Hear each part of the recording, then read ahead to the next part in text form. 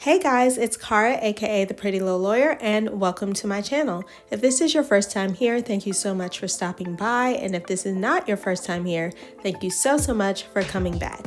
In today's video, I'll be sharing a quick tutorial on how I installed this Scott Living pre-pasted paintable wallpaper on the back of my bookshelves. Let's get into it. I'm going to be using this Scott Living pre-pasted paintable wallpaper. If you're going to use this, I've already done some on the bottom and did all the trial and error. So the first thing you want to do is they tell you to cut it in the size of the wall that you're pasting it to. That is absolutely a necessity. It's very hard to trim it once it's on the wall. You do have to be pretty precise.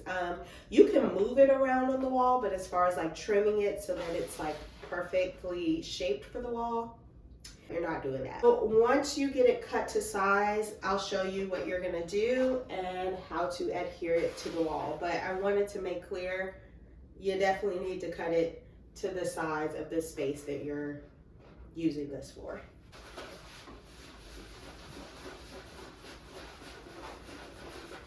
You're gonna take it, you're gonna roll it inside out and then submerge it in cold water for about 5 seconds.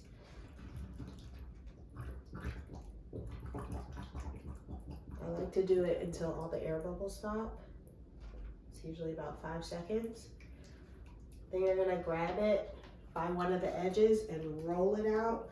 So that makes sure that the back gets fully wet. Then you're gonna take it and fold it in half so that the edges align and the pattern is on the outside. Don't tug at it if it's not like perfectly aligned. You just want to make sure it's in half, but it doesn't have to be like corner to corner because you don't want to rip it. You let this sit for at least 5 minutes so that the adhesive can, do its thing.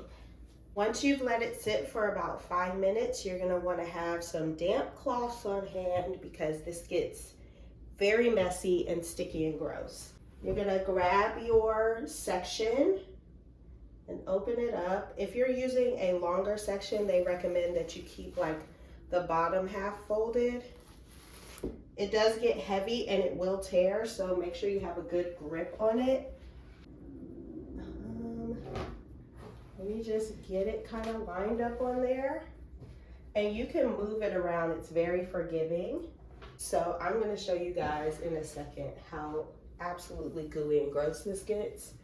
But you definitely want to have a damp cloth on hand because that paste comes out, baby. But now you're just making sure there's no bubbles.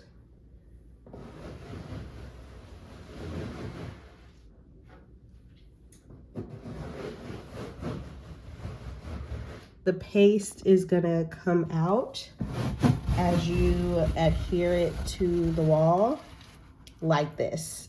And you want to have something on hand to get this gook up and out of the way.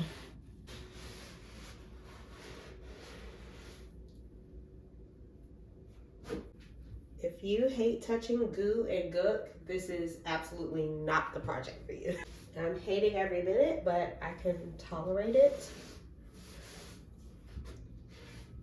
I know some people absolutely cannot tolerate that, and if you're one of those people, I'm letting you know now, this is not the one.